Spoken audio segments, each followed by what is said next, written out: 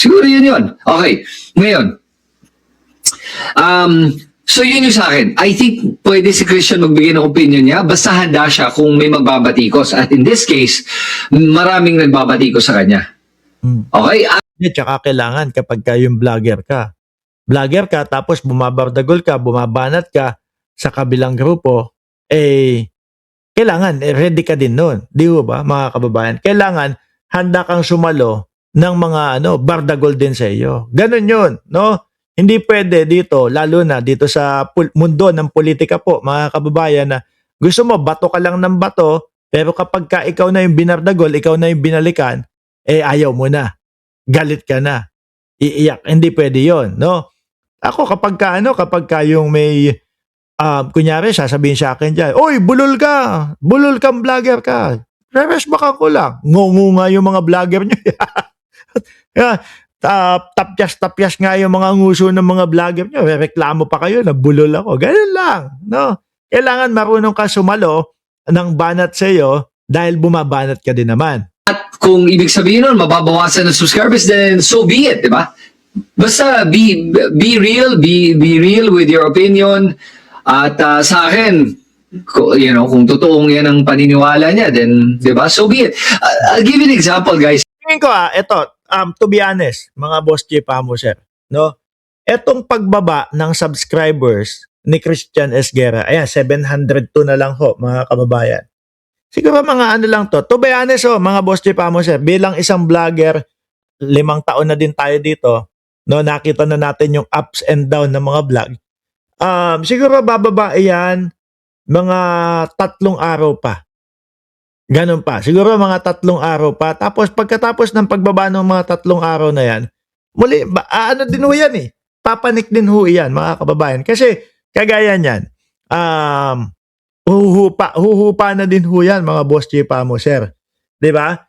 Aangat ulit yan. At syempre, yung mga hindi nakikita yung channel ni Christian Esguerra, no, na hindi alam yung mga isyong ganon, mapapasubscribe at mapapasubscribe pa din yung mga yan. Pero yung pagbaba siguro, it takes mga 3 more days na mararamdaman yan. Pero kapag ka aakyat din yan, mga boss J. Pamuser. Ako hindi ko pinagtatanggol or hindi ko sinasabi yung kumbaga, yung sinabi ko lang po na aakyat din yan, huhupa din kasi ang issue, mga kababayan. Lagi lang ho tayo kung ano yung mga nai-experience natin. Sabi ko, ako, tingnan nyo, hindi na gumalaw yung 571. Hindi na gumalaw yung 571 natin.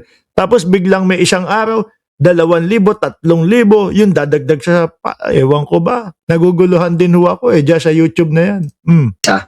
Ang dami kong beses nakikita na, for example, yung mga supporters ng ibang vloggers na...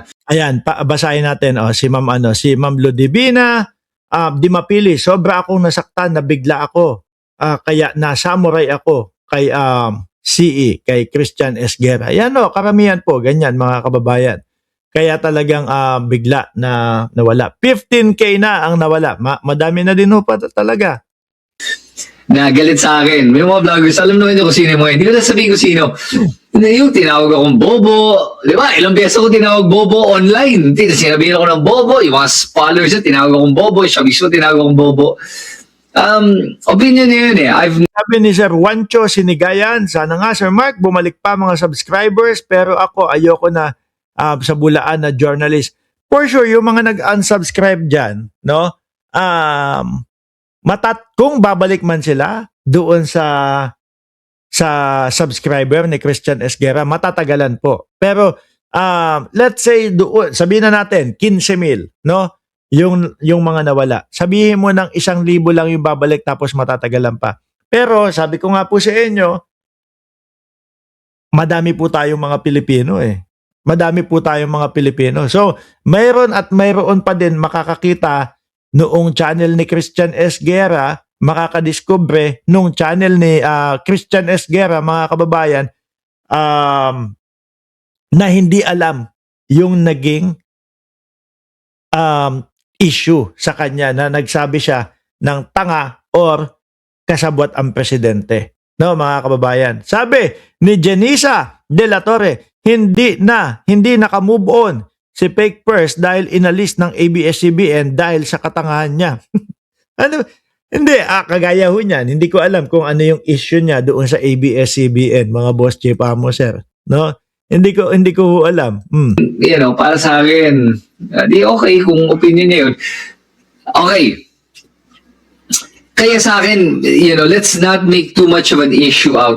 Ayan, sabi ni Flor, NG, presidente yung sinabihan tanga at ang dami nang nagawa at ginagawa ng presidente tapos pagsabihan lang ng ganon. Yan. Diyan talaga nagalit, no? Yung mga supporter ni Pangulo, mga loyalista at mga supporter ng gobyerno po. Kasi talagang 100% to ako, mga kababayan, nakatutok po iyan, no? Sa mga programa ng Pangulo, kung ano ang ginagawa ng Pangulo, yung pagsugpo sa korupsyon ng Pangulo. Tapos biglang maririnig mo sa isang pinagkatiwalaan mo. Kasi ganun tayo ho eh. Pag nag-subscribe ka o pumindot ka sa isang vlogger na sinasubscribe mo siya, nandun na yung tiwala mo sa kanya eh. Di ba?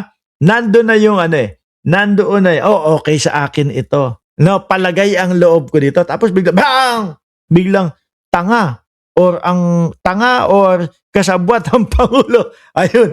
Kaya po talagang kumbaga may mga ine-expect ka, no? Like example, sa mahal mo sa buhay, hindi mo ine-expect na sasabihin sa iyo o gagawin niya sa iyo yung mga gano'n. Kaya talagang kapag naggalit ka, sasabihin mo, sana kung ibang taong gumawa sa akin nun maiisip, matatanggap ko pa pero ito, ganito, ganyan, siya pa. Yun, ganun po ang nangyayari ngayon. Diba? Goodbye na rin, sabi ni Aquarian.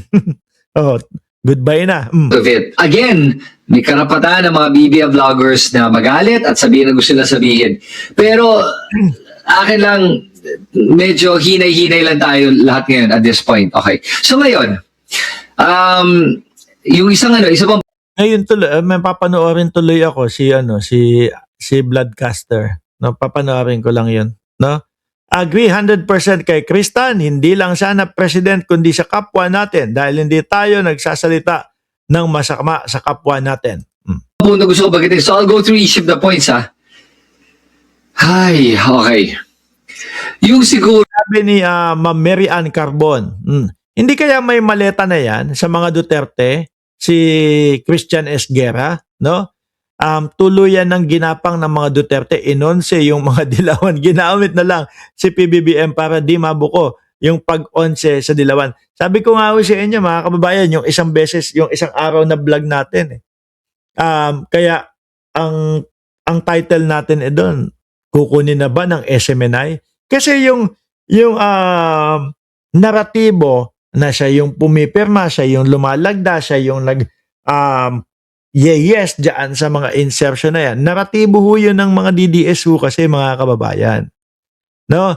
Kaya sabi ko, baka kunin na din to ng SMNI kasi ganun yung naratibo nila, mga bossing, na sino may kasalanan yan? Di si PBBM kasi kasi siya yung pumirma, lumagda at pumayag na malusutan niyang insertion na yan. Ganun, no, mga kababayan, yung naratibo ng mga DDS. Ngayon, tuloy pa natin ito. pero kasi nga, isa pang kinagalit ng mga BBM vloggers ay yung pag-double down ni Christian Esguerra. Kasi nga, pagkatapos siya nakita yung backlash, yung galit ng mga BBM vloggers, hindi na lang niya pinalampas, nagsalita siya at sinabi niya parang journalist. He was being sarcastic daw about saying yung minamahal nating president. Yun pa talaga, mga kababayan. Yung mga para sa minamahal nating presidente. Marcos Jr., ay parang gano'n, Bongbong Marcos Jr., parang gano'n. Tapos, bakit, kung ano naman, naintindihan ko din, parang, Tsaka yung parang paghihiwalay ng mga journalist, no? Sa mga vlogger. Ako, never kong pinangarap maging journalist, mga kababayan. nagdo-double down si Christian Esguerra dito, Again, I want to know what you guys think. Sige. Anong objective ng mga BBM vloggers? Ayan. Na ngayon na bumabanat sila, ayan, sila Coach Jared. I actually want to invite Coach Jared nga to collab one time eh. Gusto ko siya invite para masarap siya kausap eh. Pero yun, yung banat nila kay Christian, I wanna know, ano yung objective ng pagbabanat kay Christian? Maybe you guys can answer kasi marami sa inyo nanonood. Gusto lang na, tingin ko, nakapokus naman yung mga yon, no? Nakapokus doon sa mga kababayan, sa tanga at saka, nakapokus doon sa tanga at saka kasabwat si Presidente Marcos. Yun lang o yun, mga boss, di pa mo, sir. Kasi, no way out eh. No? Saan man mapunta, negatibo para kay Pangulo eh. Siguro gustong ipaliwanag, kagaya ko, mga kababayan, gaya nga ng sinabi ko sa inyo, hindi ako papayag doon sa tanga na pagpipilian. Dahil alam ko na sinasala ni Pangulong Bongbong Marcos yan, may mga for later release, kumpletuhin nyo muna mga dokumento ninyo bago i-release yung mga etc. na yan, mga insertion na yan, no? Mabubulaklak yung mga sinasabi para mapa-approve yung mga ganyan. Tapos si Pangulo naman gusto para sa ikagaganda at ikaayos ng mga Pilipino, approve. O, di ba? Tapos nung approve na, iba na ang pinaggamitan, hindi na ginawa, hindi na inayos. O, kaya hindi ko pwedeng tawagin o hindi pwede ako sumang-ayon doon sa tanga. Sa kasabwat naman, lalong hindi ho. Dahil ang Pangulo, kung ikaw ba ang promotor niyan, kasabwat niyan, iimbestigahan mo ba yan? Di napunta sa iyo yung investigasyon. Di yung mga iniimbestigahan ng mga itinuturo mo, di itinuro ka din. Ikaw din ang kulong. Kaya yung iba, talagang iba-vlog para ipa-explain ho, mga kababayan. Yun yung nakikita ko na posible kung bakit etong topic na ito na kay Christian Esguerra mainit po, mga bossing Chipamo. Sir,